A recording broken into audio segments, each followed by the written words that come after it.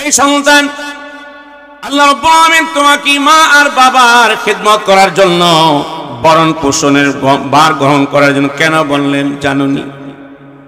জানো না? তুমি যখন দুনিয়াতে আসার আগে মায়ের উদরে ছিলে, মা কত কষ্ট করেছে। وَوَصَّيْنَا الْإِنسَانَ بِوَالِدَيْهِ إِحْسَانًا حَمَلَتْهُ أُمُّهُ كُرْهًا وَوَضَعَتْهُ كُرْهًا। আল্লাহ বলেন, এই সন্তানেরা ভালো করে শোনো, তোমাদের কি মা বাবার সাথে ভালো আচরণ করা, খেদমত করা, সম্মান করা, বরণ পোষণ গ্রহণ করা, সাহায্য করা, সব দিকে খেয়াল রাখার কথা কেন বললাম জানোনি? তুমি যখন বাবার মাধ্যমে মায়ের রেহেমের মধ্যে এক বিন্দু অপবিত্র পানি সঞ্চার হয়েছিল, তা থেকে তুমি সৃষ্টি 4 মাস পূর্ণ হয়ে যাওয়ার পরে অঙ্গ প্রত্যঙ্গ তৈরি হয়ে গেছি, আমি আল্লাহ করে দিছি। 4 মাস পূর্ণ হওয়ার পরে আমি আল্লাহ রূহ ভর্তি করে দিছি। 10 মাস 10 দিন তোর মায়ের উদরে ছিলি, মা তোকে তোর পেটে রেখে, তার পেটে রেখে তোকে কত কষ্ট করেছে। সন্তানের কষ্ট হবে, ডাক্তার বলে রেস্ট নিতে হবে, বেডে থাকতে হবে। মা অসুস্থ হলে তার সন্তান পেটে আছে, ক্ষতি হবে বিদায় মাকে দেখতে যায় না, বাবাকে দেখতে যায় না, বোনকে দেখতে যায় না, আত্মীয় স্বজনের বাড়িতে যায় না, ভাই বন্ধুকে দেখতে যায় না। স্বামীও বলে, ডাক্তার বলেছে রেস্ট করতে হবে, গাড়িতে জার্নি করা যাবে না, চলাফেরা করা যাবে না। আত্মীয় স্বজন কি দেখা করা বাদ দিয়ে দেয়, বিচ্ছিন্ন করা দিই, সবর করি সন্তানের কারণে। জোরে বলেন ঠিক কিনা? এমন কোন খাবার খাইলে সন্তানের ক্ষতি হবে, ডাক্তার নিষেধ করে এমন এই খাবারগুলি খাবে না। মার মনে চাইলেও সন্তানের কারণে মা খাবার খাইতে চায় না। ঠান্ডার দিনে মনে চায় অধিক গরম পানি খাবে, কিন্তু সন্তানের ক্ষতি হবে বিদায় খায় না। গরমের দিনে ফ্রিজের পানি, ফ্রিজা পানি পান করতে চায়, কিন্তু আমার সন্তানের ঠান্ডা লেগে যাবে, নিউমোনিয়া হয়ে যাবে, না গো তোমরা পান করো, আমি পান করব না। কি জানি আমার ওরসজাত সন্তানের ক্ষতি হয়, আমি পান করব না। রে সন্তান, আল্লাহ কেন মা আর বাবাকে খেদমত করার জন্য, ভালো ব্যবহার করার জন্য, খেয়াল করার জন্য, যত্ন নেওয়ার জন্য হুকুম করেছেন, ভালো করে বুঝাও। আমরা তো মা আর বাবার কাছে ঋণী। জোরে বলেন ঠিক কিনা? ওয়াজ শোনা এবং বলা, মাহফিলে আসা, এটাও একটা ইবাদত। জোরে বলেন ঠিক কিনা? আওয়াজ দিয়ে বলেন ঠিক কিনা? আল্লাহ পাক রব্বুল আলামিন আমাদেরকে মায়া দয়া করে কোরআনের মাহফিলে আসার তৌফিক দিয়েছেন। সকলেই বলি আলহামদুলিল্লাহ। আওয়াজটা ছোট বোঝা গেল, মনে 6 দিনও খাইছি না। হ্যাঁ, আরেকটু যদি আওয়াজ দিয়ে বলি আলহামদুলিল্লাহ। অন্য আয়াতে আল্লাহ বলেন, ওয়ামা খালাকতুল জিন্না ওয়াল ইনসা ইল্লা লিয়াবুদুন। আল্লাহ রাব্বুল আলামিন বলেন, মানব এবং জিন জাতিকে ইবাদতের জন্য, মানব এবং জিন জাতিকে ইবাদতের জন্য সৃষ্টি করেছি। কে বলেছেন? আওয়াজ দিয়ে বলে না, কে বলেছে? আল্লাহর কথা বলতে লজ্জা লাগে নাকি, কষ্ট লাগে নাকি? জোরে বলেন আল্লাহ। আর উঁচু আওয়াজে বলেন আল্লাহ। হে মুসলমান, আমার নবীর উম্মতেরা, আল্লাহ রাব্বুল আলামিন বলেন, মানুষকে আমি সৃষ্টি করেছি, জিন জাতিকে সৃষ্টি করেছি ইবাদতের জন্য। ইবাদত অর্থ কি? গোলামি, রব্বে কারীমের হুকুম মেনে চলা। ইবাদত তো কি? গোলামি, রব্বে কারীমের হুকুম মেনে চলা। ইবাদত 4 প্রকারের: ফরজ, ওয়াজিব, সুন্নাত। ফরজ ওয়াজিব সুন্নতে মুআক্কাদা সুন্নতে জায়েদা 4 প্রকারের ইবাদত। এই 4 প্রকারের ইবাদত যারা করবে তারাই আল্লাহর গোলাম নবী উম্মত হবে। জোরে বলুন সুবহানাল্লাহ। এই আয়াতে বোঝা যায় আল্লাহ মানুষকে সৃষ্টি করেছেন ইবাদতের জন্য।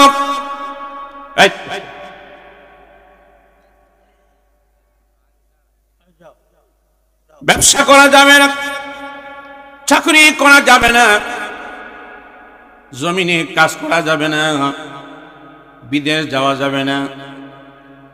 এটা বুঝতে পারেন আসলে তা নয়। ফজরের নামাজ পড়ে যদি আল্লাহর গোলাম, পুরুষেরা ব্যবসা এবং মাটি কাজী বের হয়ে যায়, আবার জোহরের নামাজটা সময় মতো জামাত বন্দী হয়ে আদায় করেনি, ফজর থেকে জোহর পর্যন্ত যে সময়গুলি ব্যয় করলাম সেগুলি ইবাদতে গণ্য হয়ে যাবে। কিসে গণ্য হবে? হ্যাঁ মুসলমান, জমিনে কাজ করার পরেও যদি ইবাদতে গণ্য হয়, জোহরের নামাজ পড়ার পরে ব্যবসা জড়িয়ে যান, খেতে খামারে রুজির তালাশে বের হয়ে যান, তাতে কোনো আপত্তি নেই। সালাতুল আসরের সময় হয়ে গেছে, নামাজ আদায় করেন। জোহর থেকে আসরের মাঝখানে যে সময়গুলি ব্যয় করেছি ইবাদতে গণ্য হয়ে গেছে। সুবহানাল্লাহ, কত কষ্টই লাগে। আসরের পরে কাজ করেন, মাগরিবের নামাজ পড়ে নিব, এই সময়গুলি ইবাদতে গণ্য হয়ে গেল। মাগরিবের পরে আবার বের হয়ে যাই, এশার নামাজ পড়ে নিব, এই সময়গুলি ইবাদতে গণ্য হয়ে যাবে। এশার নামাজ পড়ে কাজ করি বা ঘুমিয়ে যাই, আবার ফজরের নামাজটা সময় মতো পড়ে নিলি, ঘুমান অথবা কাজ করেন, সব দৃষ্টিকোণ থেকে এই সময়গুলি ইবাদতের মধ্যে গণ্য হয়ে যাবে। এই মুসলমান, এই জন্য আমি বাজারে যাব, বাজারে যাওয়ার সময় আমি নামাজ আদায় করে যাব, নামাজের সময় হয়ে গেলে নামাজ পড়ব। আমি রাস্তায় হাঁটবো, নিচু সমতল হলে লা ইলাহা ইল্লাল্লাহ, লা ইলাহা ইল্লাল্লাহ কালিমা তৈবার জিকির পড়তে পড়তে যাব। রাহমাতুল লিল আলামিন রাস্তায় হাঁটলে কালিমা তৈবার জিকির পড়তে পড়তে চলতেন। সুবহানাল্লাহ, এবারে গণ্য হয়ে গেল। উঁচু জায়গা পাইলে আমি আল্লাহু আকবার বলে সমতল থেকে ব্রিজের উপরে উঠব, নিচতলা থেকে দ্বিতীয় তলায়, দ্বিতীয় তলা থেকে তৃতীয় তলায়, চতুর্থ, পঞ্চম, সপ্তম, অষ্টম, নবম, দশম, যত ঊর্ধ্বে যাব উঁচু জায়গায় অবতরণ করব। আল্লাহু আকবার, আল্লাহু আকবার বলতে বলতে উঠতে চলতে থাকব। বাংলাদেশ উঁচু জায়গা থেকে নিচু জায়গা থেকে যখন আমি চলবো, রাস্তা থেকে সমতল জমিনে নামব, 3 তলা 10 তলা থেকে যখন নিচে নামব, সুবহানাল্লাহ সুবহানাল্লাহ সুবহানাল্লাহ বলবো। বলে ওটা নামা চলাফেরা সবগুলি ইবাদতে গণ্য হয়ে যাবে। টয়লেটে যাব, সময় যাবে না? কথা কও না? টয়লেটে গেলে সময় যাবে।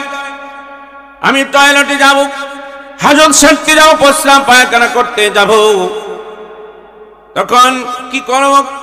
মাথায় টুপি থাকবে, টুপি না থাকলে অন্তত একটা কাপড় দিয়ে মাথাটা ঢাকনা দিব, শরীরটা ঢাকনা দিব, বাম পা দিয়া টয়লেটের ভিতরে প্রবেশের জন্য পা বাড়াবো আর দোয়া পড়ব, আল্লাহুম্মা ইন্নী আউযু বিকা মিনাল খুবুসি ওয়াল খাবাইস।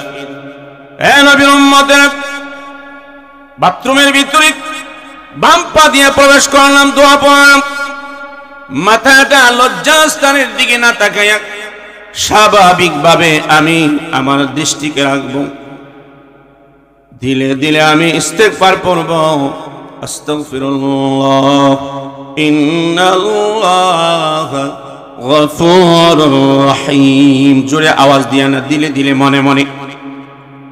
আমি আবার জোরে উচ্চারণ, ডান পা দিয়া বের হওয়ার মনস্ক করব আর দোয়া পড়ব। গফরানাকাল হামদুলিল্লাহিল্লাযী আযহাবা আন্নিল আযা ওয়া আফানি। রে নবীর উম্মত, টয়লেটে যাওয়া এবং হাজত সারা সময়টাকে ব্যয় করা, টয়লেট থেকে আবার বের হয়, এই পদ্ধতিতে যদি আমার সময়টা কাটায় জরুরত সারতে যাইয়া আমার এই সময়গুলিও রব্বে করিম ইবাদতের মধ্যে কবুল করে নিবেন। সুবহানাল্লাহ। এই মুসলমান, আমি ঘুমাইলাম, মুহাম্মাদি সূরাতে ঘুমাবো। সূরা ইখলাস 3 বার পাঠ করব, সূরাতুল ফাতিহা একবার পড়ব, আয়াতুল কুরসি একবার পড়ব, ইয়া হাইয়ু ইয়া কাইয়ুম পড়ব। আল্লাহর জিকির পড়তে পড়তে পড়তে পড়তে ওযু অবস্থায় ঘুমাবো। যতক্ষণ দিন বা রাত্রি ঘুমালো আল্লাহর বাংলা আবার দোয়া পড়বে, আল্লাহুম্মা বিসমিক আমুতু ওয়া আহইয়া। এই দোয়া পড়ে আওয়াজ নাই, ঘুমায় যাবি। ঘুম থেকে জাগ্রত হওয়ার পরে তখন বলবে, কি বলবে? আলহামদুলিল্লাহিল্লাযী আহইয়ানা বা'দামা আমাতানা ওয়া ইলাইহিন নুশুর।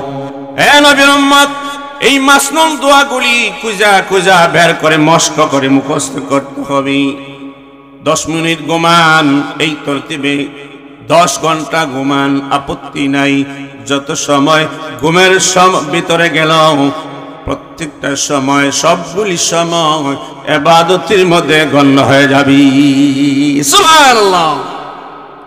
এই জন্য আমরা মনে করতে পারি আল্লাহ ইবাদতের জন্য সৃষ্টি করেছেন। সত্যি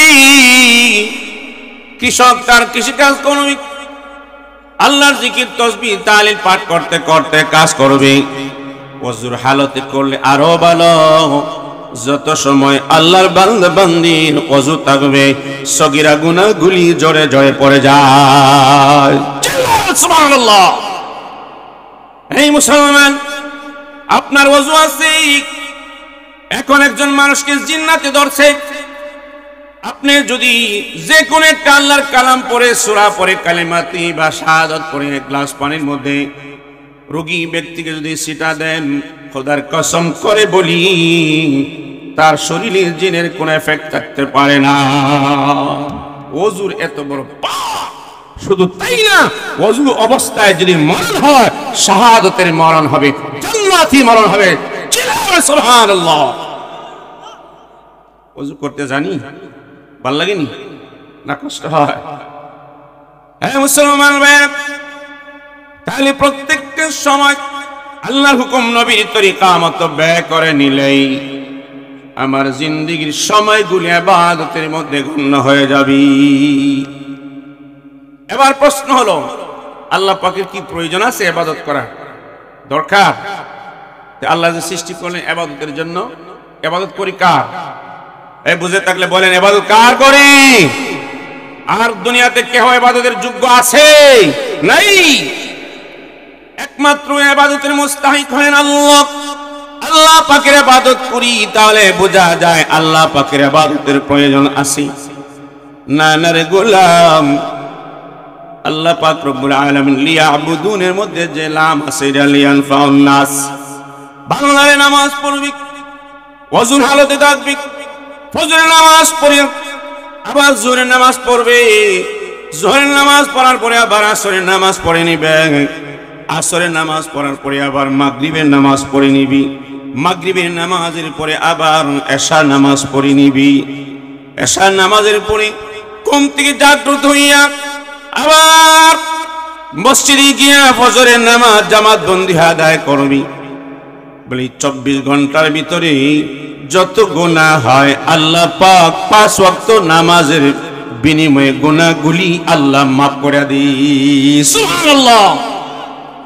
এটাই বোঝা যায় ইবাদত করি আমাদের জন্য, জোরে বলেন ঠিক কিনা? মানুষের কল্যাণের জন্য, মানুষের কল্যাণের জন্য ইবাদত। যদিও আল্লাহ হুকুম করেছেন, কিন্তু কল্যাণ হলো, ফায়দা হলো মানুষের। জোরে বলেন ঠিক কিনা?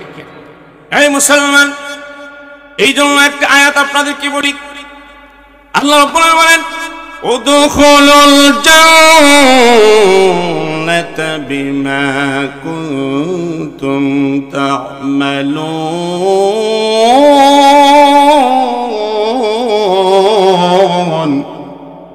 আল্লাহ রাব্বুল আলামিন বলেন, হে জান্নাতীরা, নেককার বান্দা বান্দীরা, তোমরা জান্নাতে প্রবেশ করো।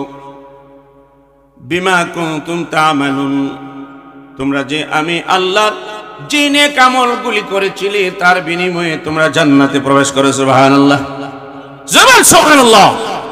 এই কথায় প্রমাণ করে যে ইবাদত মানুষের কল্যাণের জন্য, ঠিক কিনা? জান্নাতে যেতে হলে ইবাদতের প্রয়োজন। জোরে বলুন ঠিক কিনা? আল্লাহ রাব্বুল আলামিন বলেন, তিলকাল জান্নাতুল্লাতী উরিসতুমুহা বিমা কুনতুম তা'মালুন।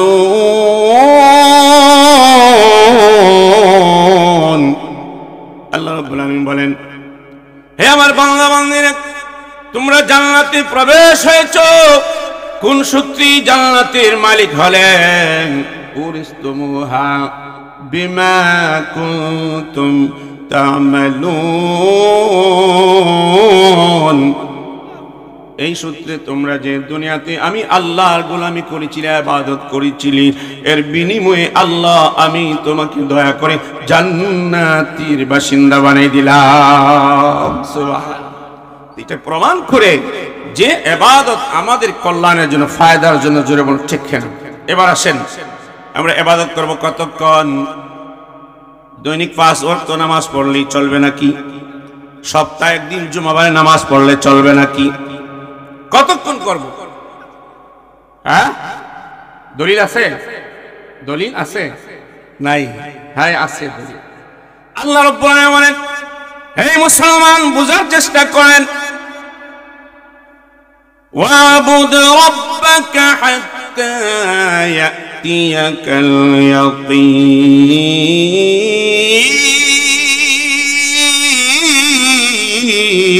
ইয়াকিন।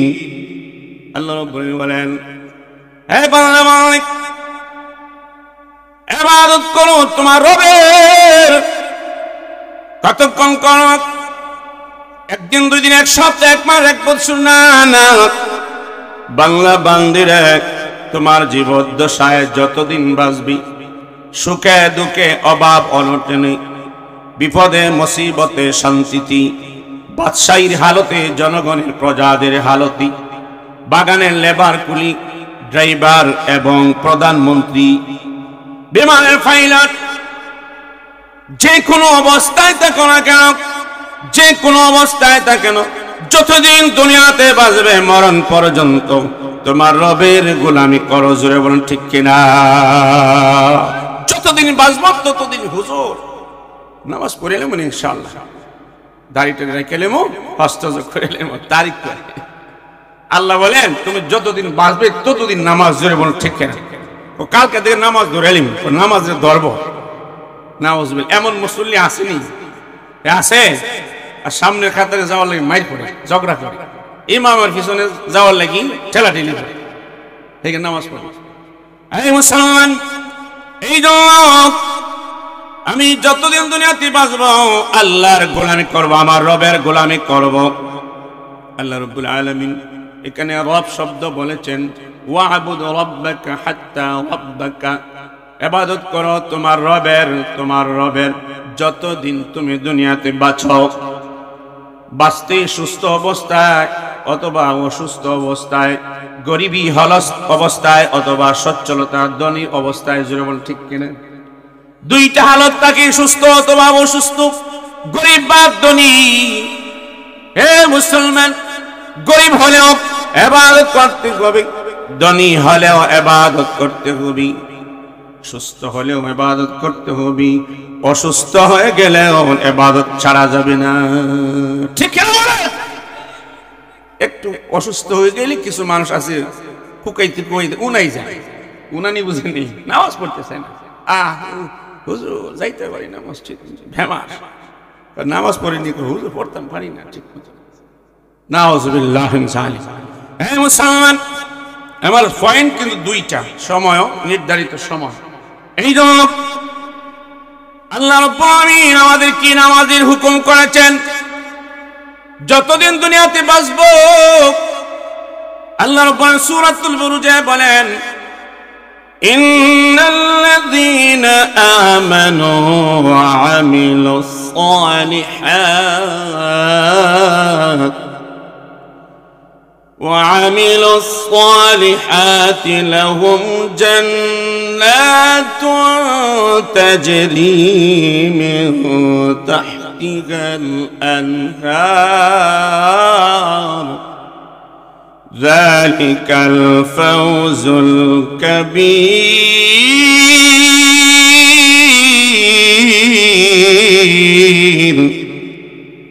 الله رب العالمين বলেন, নিশ্চয়ই যারা ঈমান গ্রহণ করেছে, মুসলমান ঈমান গ্রহণ করার পরে নেক আমল করেছে, আল্লাহ বলেন তাদের জন্য পুরস্কারের ঘোষণা, এমন জান্নাত, জান্নাতুন তাজরি মিন তাহতিহাল আনহার, যেই জান্নাতের নিচ দিয়া নির্ঝরণী সমূহ, ঝর্ণা সমূহ প্রবাহিত হয়, দুধের ঝর্ণা, মধুর ঝর্ণা, মিষ্টি পানি ঝর্ণা, স্বচ্ছ পানি ঝর্ণা, পবিত্র শরবতের ঝর্ণা, দয়ার ঝর্ণা, দধির ঝর্ণা, কিয়ের ঝর্ণা বলে সুবহানাল্লাহ।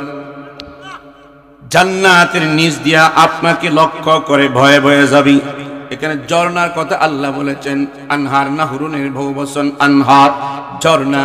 আল্লাহ রাব্বুল আলামিন সাগর উপসাগরের কথা বলে নাই। কেন? সাগরের কোনো পার নাই, চতুর্দিকে বাসমান হয়ে প্লাবিত হয়ে পানি চলতে থাকে, ঝর্ণার পানি একদিকে লক্ষ্য পানি চলতে থাকে। কার দিকে? যেই ব্যক্তি জান্নাতের মালিক হবে রে, তাকে উদ্দেশ্য করে চলতে থাকবে। সুবহানাল্লাহ, সুবহানাল্লাহ। ইবাদত করব তো ইনশাআল্লাহ।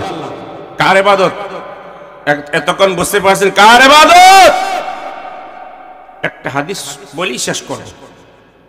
আল্লাহ নবী বলেন, قال رسول الله صلى الله عليه وسلم من ترك صلاة مكتوبة متعمدا رحمة للعالمين, দরদের নবী, মায়ের নবী, করুণার ছবি, রহমাতুল লিল আলামিন বলেন, আমার উম্মতরে ভালো করে শোনো, আমার কোন একটা উম্মত যদি একত্র ফরজ নামাজ ছেড়ে দেয়,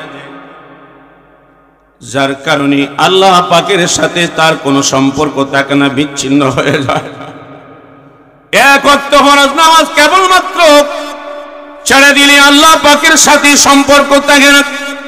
এবার হিসাব করেন, জীবনে কত নামাজ ছেড়েছি, কত ওয়াক্ত নামাজ, কত দিন, কত মাস। সময় এখনো আর দেরি করা যাবে না। আজকেই প্রতিশ্রুতি করি, ওয়াদা করি, রব্বে করিমের দরবারে চোখের পানি ফেলে দিয়া তওবা করি, আর জীবনে মালিক নামাজ তরক করব না। মালিক বুঝে না বুঝে নামাজ তরক করেছি, মেহেরবানি করে মাফ করে দাও। আমার রব্বে করিম ঘোষণা করেন, রব্বুকুম উদউনি আস্তাজিব লাকুম ইন্নাল্লাযীনা ইস্তাকবিরুনা আন ইবাদাতি সায়াদখুলুনা জাহান্নামা দাখিরিন। আল্লাহ রাব্বুল আলামিন বলেন, বাংলার যৌবনকালে যৌবনের টেলায় পরে গুনাহ করেছ, বন্ধু বান্ধবের আড্ডায় পরে গুনাহ করেছ, দুনিয়ার চাকচিক্যে নাজ নিয়ামতে ডুবে গিয়া গুনাহ করেছ, নফসের শয়তানের ধোঁকায় পরে পাপ ইসলিয়ে গুনাহ করে ফেলেছ, নামাজ ছেড়েছ, রোজা ছেড়েছ।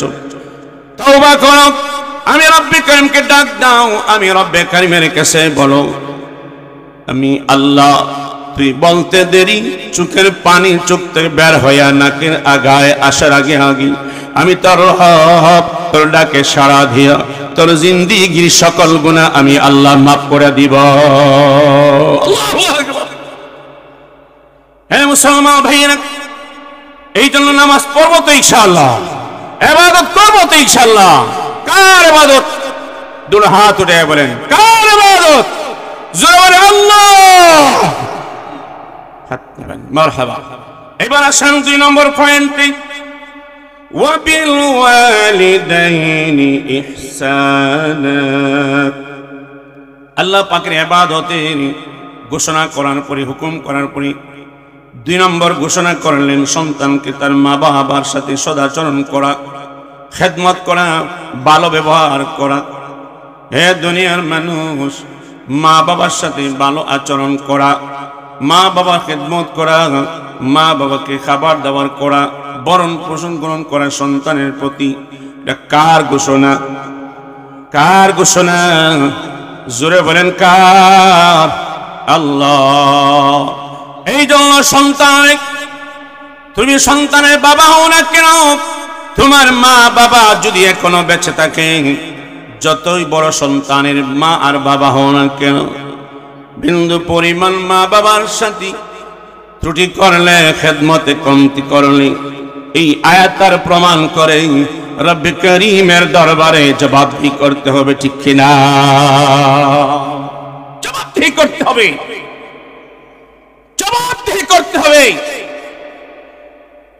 এই জন্য মুসলমান ভাইয়েরা, মা বাবার খেদমত করা কার ঘোষণা?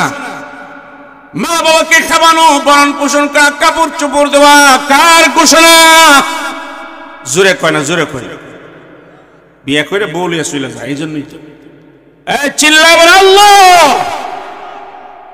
আমাদের তো মুরিদ আছে, যাইতো হুজুর আমার বড় ছেলেটা বউলিয়া চলে গেছে, দোয়া করে এনে। এই হাসেন, হাসার বিষয়, আফসোস। এই সন্তান, আল্লাহ রাব্বুল আলামিন তোমাকে মা আর বাবার খেদমত করার জন্য, বরণ পোষণের ভার গ্রহণ করার জন্য কেন বললেন জানোনি? জানো না? তুমি যখন দুনিয়াতে আসার আগে মায়ের উদরে ছিলে, মা কত কষ্ট করেছে।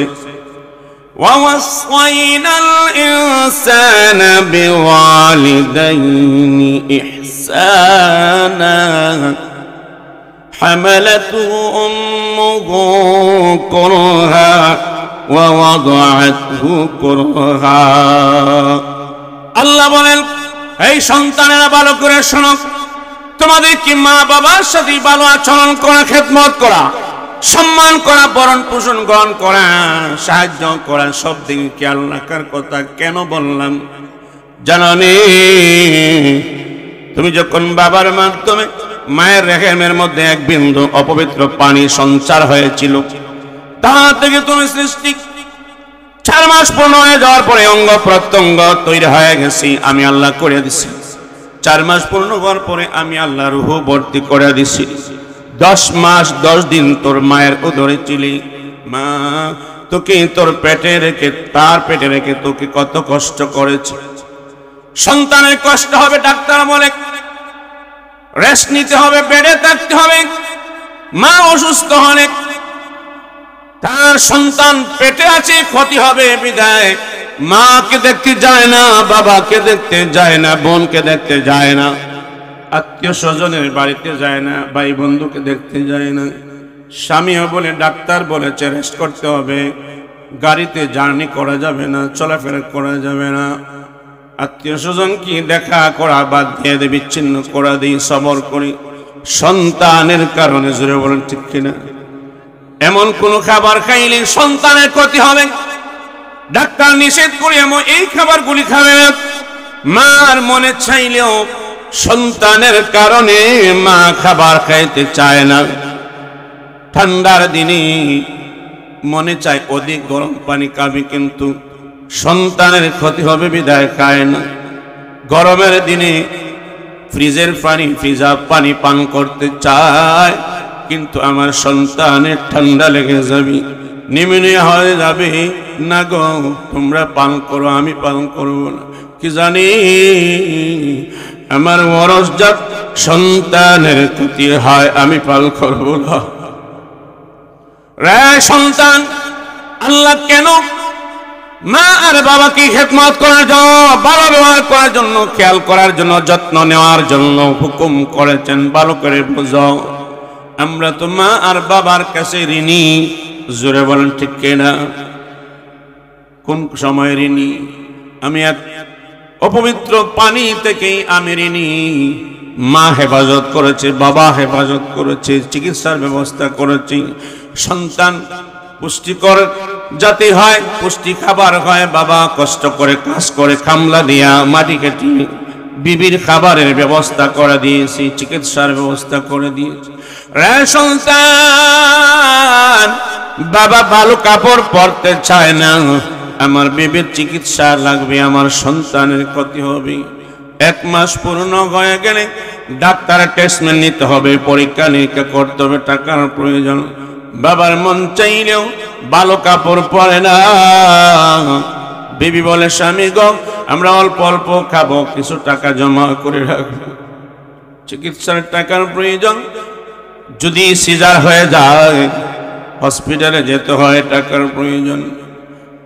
10 মাস পূর্ণ হওয়ার আগ থেকে মার বাবার টেনশন, সচেতনতা, দায়িত্ববোধতা, দায়িত্ব পালন করতে তাকে। জুড়ে বলেন ঠিক কিনা? হ্যাঁ দুনিয়ার মানুষ, আমি নিজের সচক্ষে দেখছি। স্বামী ঘরের বাহিরে ছিল, কাজ করে ঘরে আসছে, খাবার খাবে, কিন্তু সন্তান পেটে। বিবি ঘুমায় রয়েছে, স্বামী বিবিকে ডাক দেয় না, কষ্ট হবে। বিবির কষ্ট হবে, সন্তানের কষ্ট হবে, বলে তুমি ঘুমায় থাকো, আমি আমার নিজেই খেয়ে যাব, তুমি উঠতে হবে না, তুমি চেষ্টা করতে হবে না, কষ্ট করার প্রয়োজনে শুয়ে থাকো। বাবা কষ্ট করে, মাও কষ্ট করে, হঠাৎ করে পেটে ব্যথা, মা সোজা হইতে পারে না, সোজা হইয়া দাঁড়াইতে পারে না, মা শীত করে ঘুমাইতে পারে না, করট দিতে পারে না। সন্তান, কেমনে তুই মার সাথে বাবার সাথে বেয়াদবি করো? কেমনে চক্ষুকে লাল করে, হুঙ্কার দিয়ে, চেহারা মলিন করে মা বাবাকে ধমক দিয়ে কথা বলো? সন্তানরা, মা বাবাও যদি ধরবে না, কিন্তু আমার আল্লাহ, তোমার আল্লাহ ছাড়বে না। ঠিক এই মুসলমান, ভালো করে শোনো। এই জন্য মা এত কষ্ট করে গর্ভধারণ করে, হামালাতুহু উম্মুহু কুরহা ওয়া ওয়াদাআতহু কুরহা।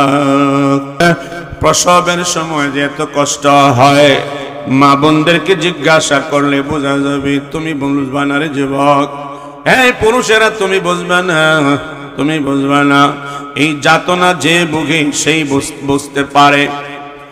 দুনিয়ার মানুষ, সন্তান প্রসবকারীর যে কষ্ট, এই সময় মহিলা দিশেহারা হয়ে আর সন্তান নিব না, এত কষ্ট বরদাস্ত করতে পারি না, এত কষ্ট বরদাস্ত করতে পারি না। কিন্তু যখন সন্তান দুনিয়াতে চলে আসে, চিৎকার দেয়, তখন মার চোখের সামনে সন্তানটাকে পরিষ্কার করে মানুষ নিয়ে যায়। যখনই সন্তানকে মা দেখে, বাবা দেখে, সকল যাতনা দুঃখ মুহূর্তের মধ্যে বলে যায়। আল্লাহ পাক সন্তানের প্রতি ভালোবাসা লাগায় দেয়। সুবহানাল্লাহ, আল্লাহু আকবার।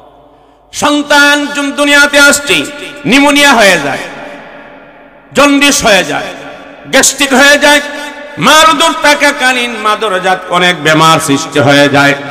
মা কাঁদে, বাবা কাঁদে। রাত্রে 3টার সময় হঠাৎ চিৎকার দিছি, সন্তান কাঁদতেছি, বাড়ি ভর্তি মানুষ, সবাই ঘুমের ঘরে, কিন্তু মা লাফ দিয়ে উঠে গেছি। তোমরা কারা গো? আমার সন্তান কেন কাঁদে, আমার কেন কাঁদে? স্বামীকে ডাক দিয়া বলে, স্বামী গো, আমার সন্তান কেন কাঁদে? স্বামী স্ত্রী দুজনই সন্তানকে নিয়ে বড় টেনশনে পড়ে, হুজুরের কাছে যায়, তেল পানি ফো দেওয়ায়, সার না, যদি না সারে তাহলে ডাক্তারের ব্যবস্থা করে গাড়ি নিয়ে দৌড়াদৌড়ি। আমার সন্তানের বেমার হয়ে গেছে, হুজুর দোয়া করবেন আমার সন্তানের জন্য, আমার সন্তান অসুস্থ হয়ে গেছে।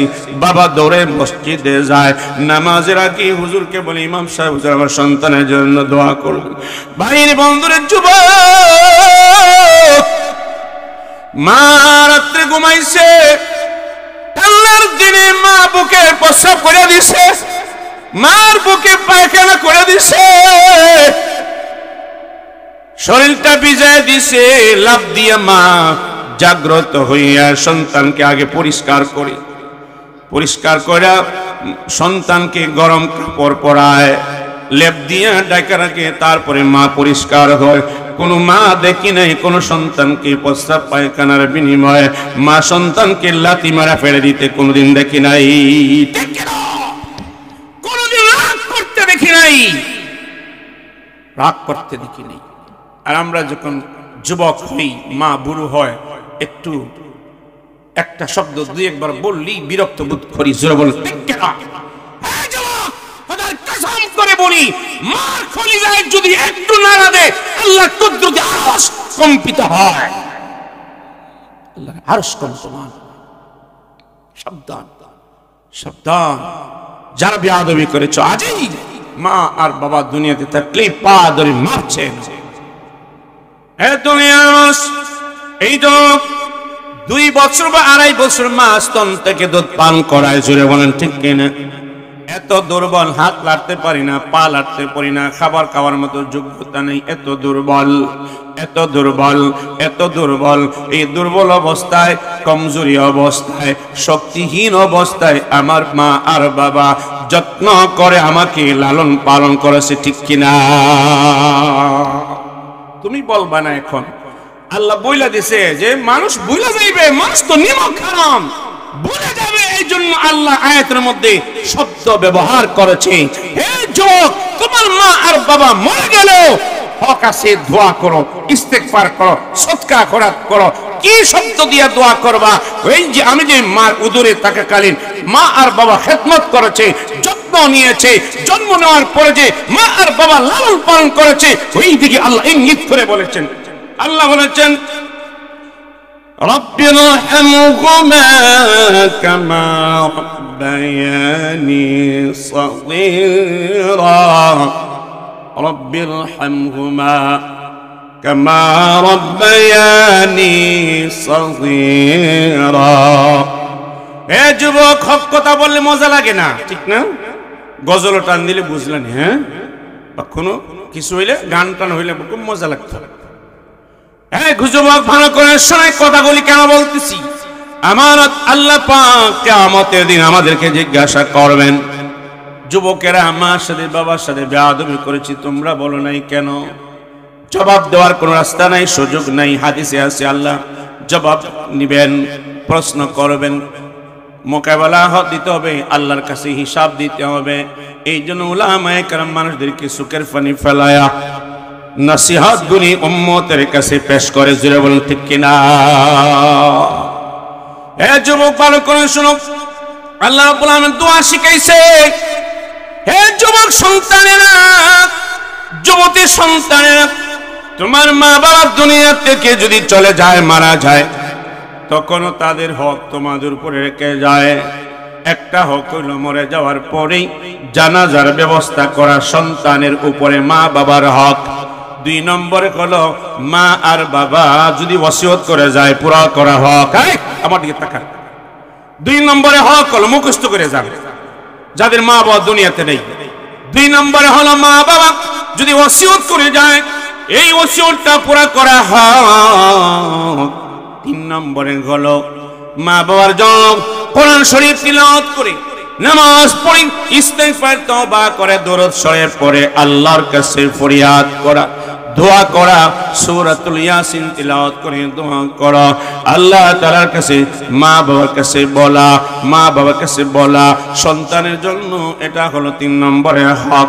4 নম্বরে হলো তোমার মা নাই বাবা নাই দুনিয়াতে, এখন তুমি তোমার মা বাবার যে বান্ধবী আছে, মার যে বান্ধবী আছে, বোন আছে, খালা আছে, ফুফু আছে, তাদের সাথে নেক আচরণ করো। তোমার বাবা দুনিয়াতে নাই, চাচা আছে, বাবার ভাই, তার সাথে বাবার স্থলে রেখে আমল নেক আচরণ করো।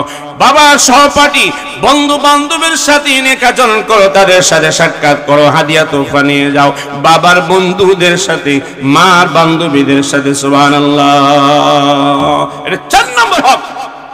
হে মুসলমান, এই জন্য আল্লাহ দোয়াটা শিখিয়েছেন, বলতেছেন, আল্লাহ স্বীকারোক্তি দিয়া ওই দিকে ইঙ্গিত করতেছে, যে সময় মায়ের পেটে ছিল, কিছু করার ক্ষমতা ছিল না, মার পেট থেকে দুনিয়াতে আসার পরও কিছু করার কথা ছিল না, টাকায় কামাই করার সুযোগ ছিল না, তৌফিক ছিল না, হাত দিয়া মুখে উঠে খাবার খাওয়ার কথা ছিল না, পা দিয়া হেঁটে বাজারে যাওয়ার কোনো শক্তি ছিল না, কামাই করার কোনো শক্তি ছিল না।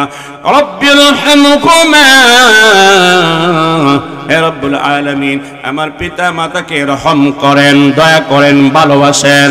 কামা রব্বায়ানি সগীরা, যেভাবে আমার মা আর বাবা শিশুকালে, বাল্যকালে, কিশোরকালে আমার মা আর বাবা লালন পালন করে, সেবা করে, আমাদের কি রহমর ভালোবাসা দিয়ে বড় করেছে। সুবহানাল্লাহ।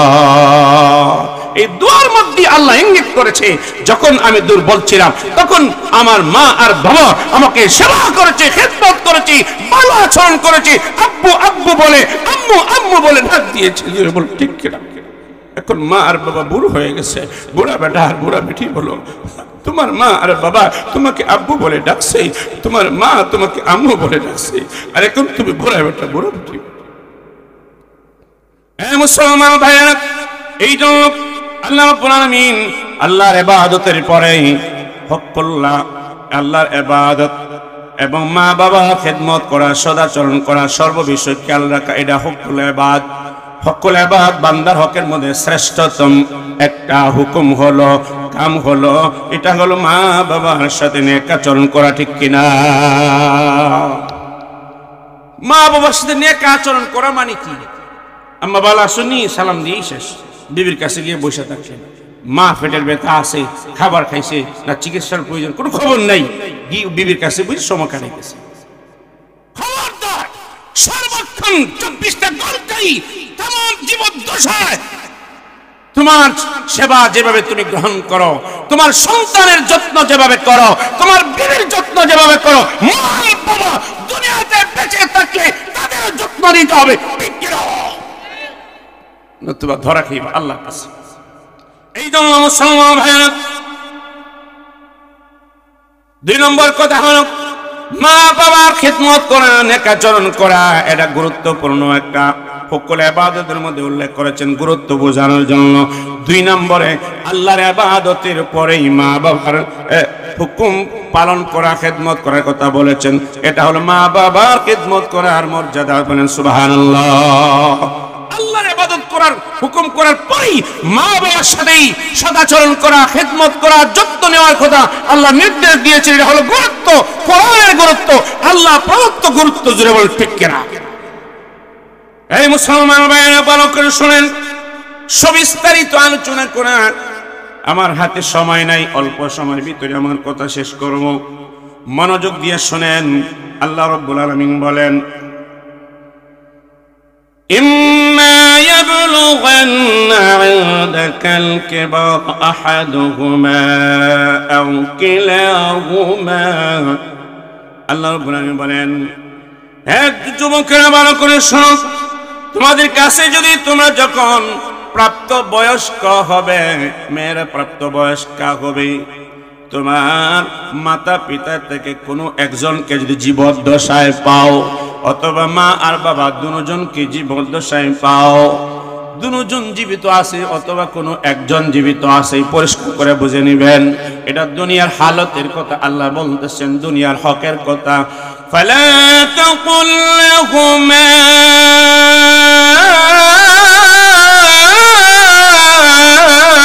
উফ।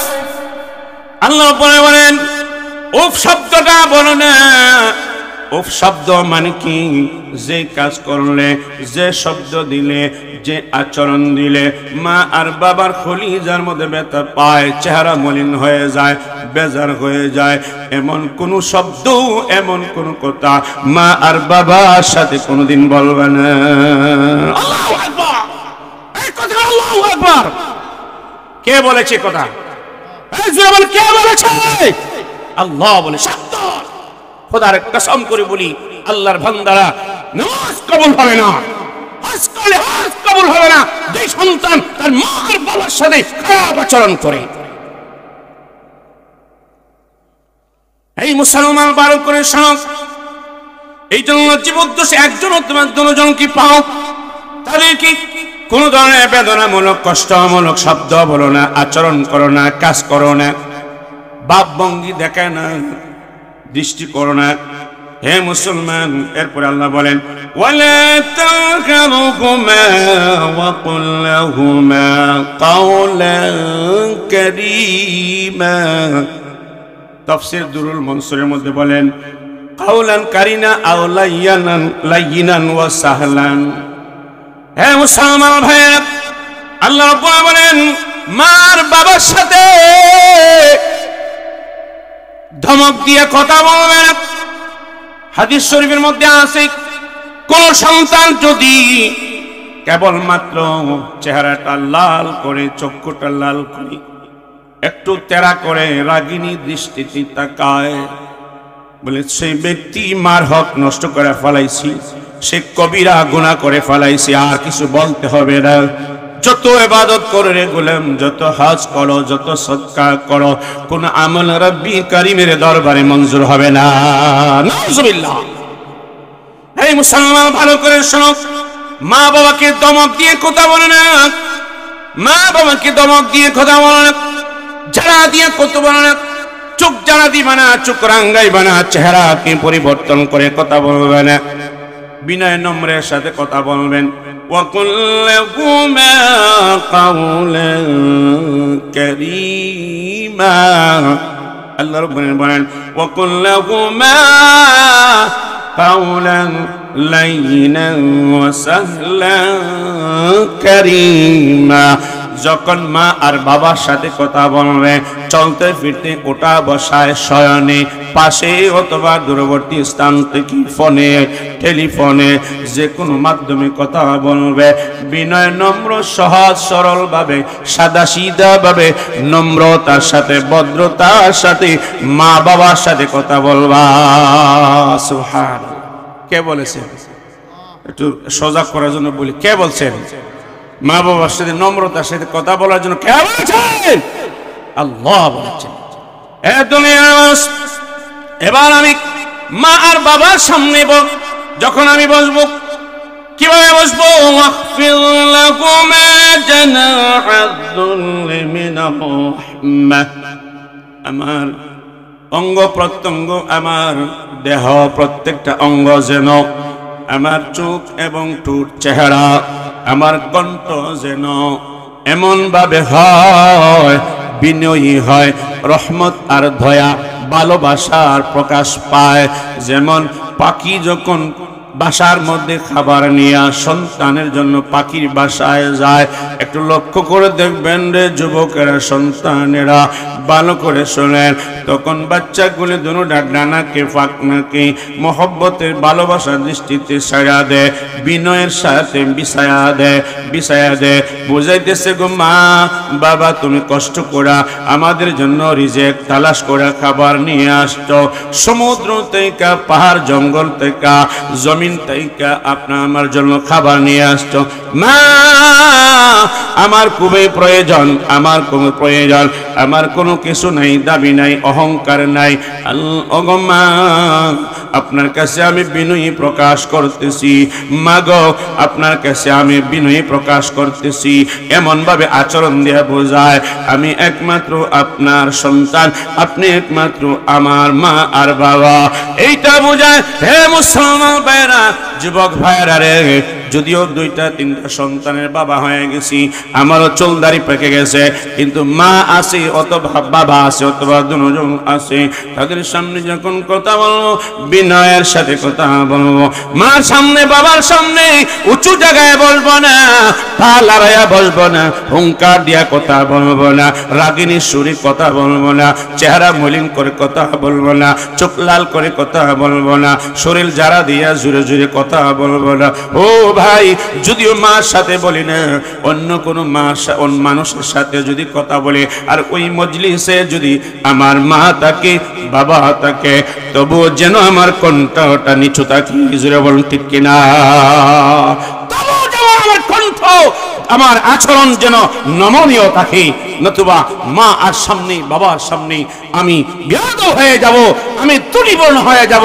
এই জন্য ভালোবাসার দৃষ্টিতে, বিনয়ের দৃষ্টিতে মার সাথে কথা বলবো, নম্রভাবে কথা বলবো, এত ভাষা প্রয়োগের প্রয়োজন নয়, সাদা সিধা মা আর বাবার সাথে কথা বলবো। জোরে বলুন ঠিক কিনা? কোন কোন সন্তান আছে খেজায় খেজায় কথা কয়, অ্যাক্টিং করে কথা কয়, বুঝতে পারছেন? কেন? বেগম সাহেব লাগাইছে মোবাইলে, বেগম সাহেব লাগাইছে তোমার মার জ্বালা আর বাঁচতেছে। আমি আর থাকতামই না, জুদা না খাইলে, জুদা বুঝুনি? হ্যাঁ, আখে বাবা কিতা করে লাভ নেই। বেড়া যদি বাজার করার টাকা দেই তাহলে দেখা যায় সপ্তাহ হিসাব আমি ঠিকঠাক পাই না। জামাই টেলিফোনে কয়া দে, জামাই তখন ফুলাইয়া দে, এবারে উলা বিলার মতো ফুলাইয়া দে। জোরে বলেন ঠিক কিনা? ঠিক কিনা? এই মুসলমান, বিবির কথায় ফালাবালি কর, বিবির সাথে রুর আচরণ করবে না, তাহকিক করে নিবা ঘটনা কি, ব্যাপার কি। মার কাছে জিজ্ঞাসা করবেন, বাবার সাথে জিজ্ঞাসা করবেন, মা আর বাবার সাথে পরামর্শ করবেন, বিবির সাথে পরামর্শ করবেন। মা বাবা কি আপনি সংশোধন দিবেন। এই জন্য মা আর বাবাকে আপনি একটা সান্ত্বনা দিবেন এবং আপনার বিবিকেও একটা সান্ত্বনা দিবেন। কারো প্রতি আপনি জালিম হইবেন না, মার কথায় বাবাকে ফিটাইবেন না, বাবার কথায় ও বিবিকে ফিটাইবেন না। জোরে বলেন ঠিক কিনা? জালিম হওয়া যাবে না। জোরে ঠিক কিনা? জালিম হওয়া যাবে না। বিবিরও হক আছে, মারও হক আছে, বাবারও হক আছে, তবে হকে হকে পার্থক্য আছে। হে বন্ধু, যদি মা আর বাবা বাধ্য সন্তান হয়, বলে এই বিবিকে তালাক দাও, তাহলে তালাক দিতে বাধ্য হতে হবে। সুবহানাল্লাহ!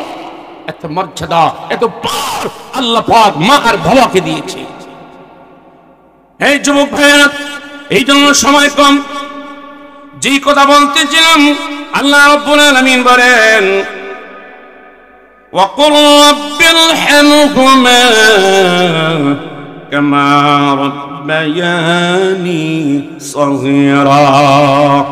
সন্তানের মা বাবা দুনিয়াতে তাকিও, আল্লাহ বলেছেন সদাচরণ করতে হবে, খেয়াল করতে হবে, যত্ন নিতে হবে। যদি মারা যায়, এই আয়াত আল্লাহ বলেন, নবীর হাদিসে আছে, মা বাবার কবরের পাশে কমাস কম সপ্তাহে একদিন কবর পাশে গিয়ে সন্তান যেন ইস্তেগফার করে, দোয়া করে, তিলাওয়াত করে। কয়দিনে? কথা কন শিখে যান। আজকে তাফসীর মাহফিল কয়দিনে?